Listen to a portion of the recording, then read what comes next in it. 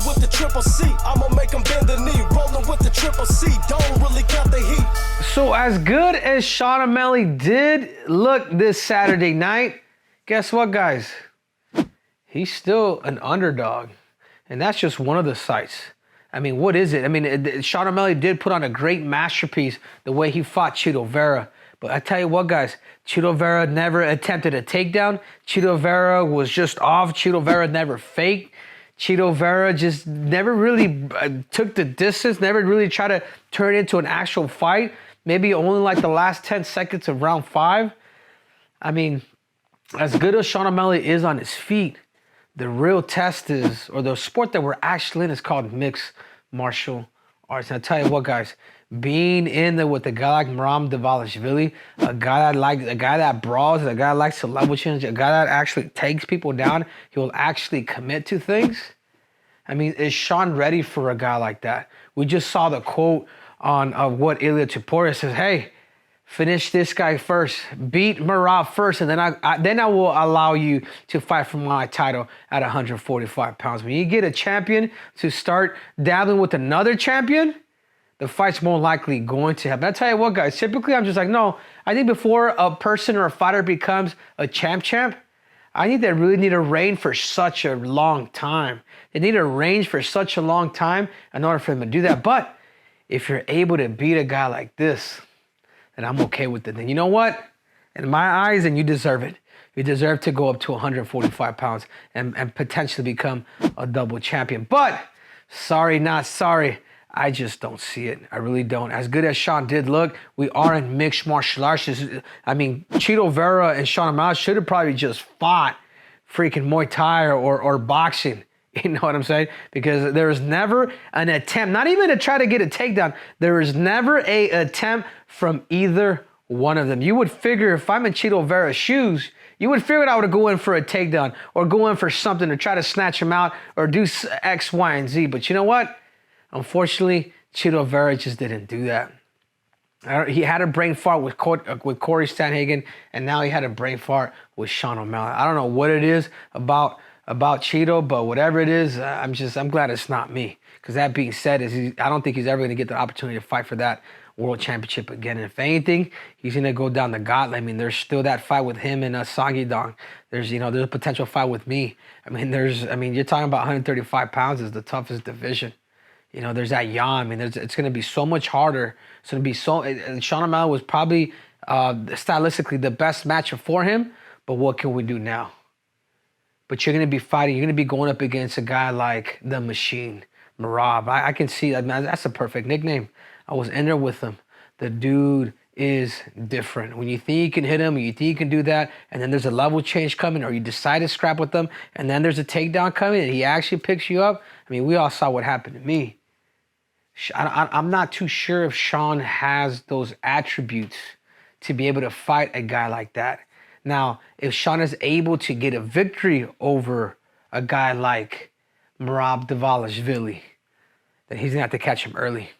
He's gonna have to catch him early, just like I did, just like Marlon Moraes did. But you're gonna have to catch him early, and you're gonna have to finish him because as the fight gets better, his body adapts. He legit gets better.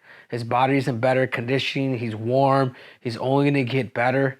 So when I think of a fight like this, like I'm gonna go back and say, guess what, guys? He did look good. He did look good. Remember, he wasn't fighting the #1 contender in the world.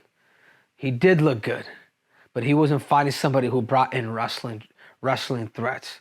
He did look good, but another thing that you have to consider too is even being shorter. When you fight a shorter fighter, it's a smaller target. You know, you almost have to somewhat punch down, which is different than kind of punching at level where your shoulders are. Like, he's going to be here. This guy's 5'5". This guy's 5'11". There's a 6-inch reach advantage for a guy like Sean O'Malley. And that can be problematic too. A lot of head movement and things like that, the more likely I feel like MERAB is more likely going to do. But that being said, I think this fight probably wouldn't take place until maybe November, December. I can see Sean wanting to celebrate, wanting to go through a parade and do the whole 9 before he goes up against a killer like MERAB Dvalishvili. And I'll tell you what, because I'll say it here, If this guy is able to beat a guy like this, and he's able to stop him, because I believe that's the only way that you do get a guy like MERAB out of there, then what else can I say, man?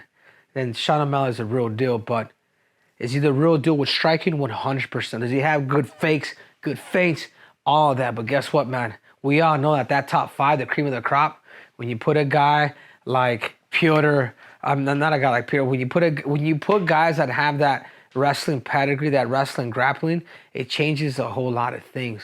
And I think like for that reason, we all have to be conscious that, yeah, he did look good. But how we look against a guy like this?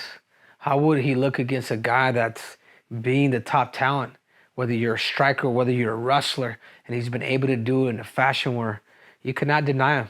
Dana White, you cannot starve this dude no more. You know, yeah, he didn't fight his friend for a reason, but now he wants in at the gold, and I believe he deserves it. What you got for me, Joe? So you touched on it a little bit on how you think that champion should defend their belt a couple of times, but you would give it to O'Malley to go up if he beats MERAB. But what would that do to the bantamweight division? And the reason why I say he would go up, which I feel confident he won't beat MERAB, it's just by the simple fact that Ilya wants it too. And I think if Ilya wants it, then it should happen. I think if 2 fights are talking about it, then they should do it. Like, you know what I'm saying? So it's not just one chirping. Like, I wish Alexander Volkanovski, when I was the champion at 135 pounds, I wish he was chirping. I wish he would tell me to come up and do it. You know, now it's almost kind of somewhat too late. Like, Volkanovski, man, I don't know. But that being said, because both of these guys are kind of chirping at each other and they're able to create that storyline, it's going to make it so much easier for Dana White and the people to actually get behind them so they could actually do it.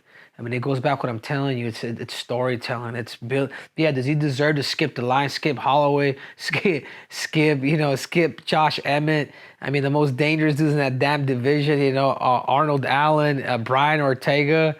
No, I mean, I think either one of those dudes stops him. But when the champ starts chirping, and he starts calling out a younger guy, and he says, hey, this is the guy, especially what Ilya did to the former pound-for-pound king. I personally like it. But first things first, you have to get through the machine. And what happens with the bantamweight division? You put an interim belt. You put an interim belt to guarantee the next person in line to legit fight for the belt. What do you do for the featherweight division? You do the exact same thing. So you start to create these storylines where these guys are going to fight for an interim title. And not just that, because sometimes the interim titles, I mean, you're not a world champion, but you know what an interim title actually guarantees you? Pay-per-view points. Pay-per-view points. And that's the biggest thing that you get. Well, 2 things. You're guaranteed a spot to fight for the title, and then you're guaranteed a whole lot of money because now it's champ versus champ. But that being said, I don't know what else I got, Joe. We are eventually going to do a tell the tape for these guys. But if I had to make a prediction on who is it, and again, yeah, I was wrong with Cheeto. I get it. But Cheeto also didn't where's the game plan?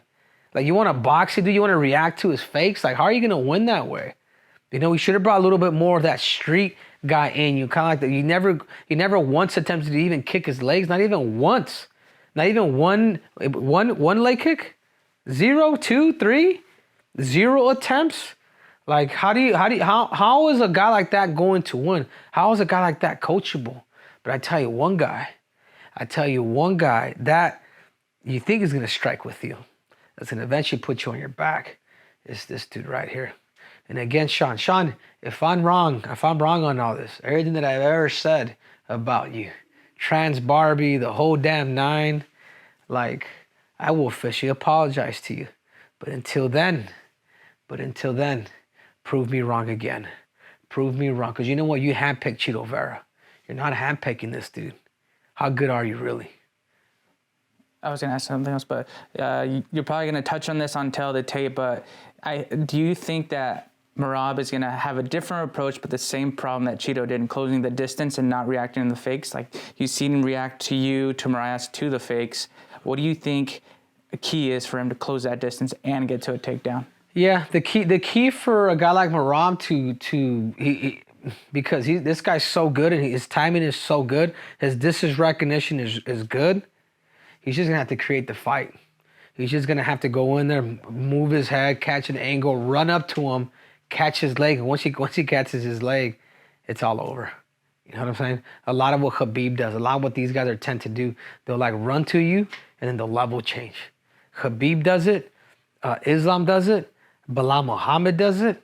And Hamzat Chimaev does it. Well, they'll literally just cover distance by smoking up the hand, running their feet, getting to you, and then eventually taking you down. Again, guys, I know I may sound like the biggest Sean O'Malley hater, but guess what? I've been there before. I got a gold medal. I got a couple belts. I can do whatever the hell I want. But that one thing I will say, yeah, you did beat Chito Vera. Chito Vera, tactically, he wasn't there. But now you're going up against the number one contender. Now you're going up against a guy that you're favored to lose. What you got, Sean? What you got? Either way, guys, this episode wouldn't be possible without our sponsor. That's right. I'm talking about Jimmy Bars, the gluten-free bars that is out in stores nationwide. You guys want to lose weight? You guys want to lose weight like KG and the Triple C? You guys make sure to go to the local Walmart and get your Jimmy on. I'm out.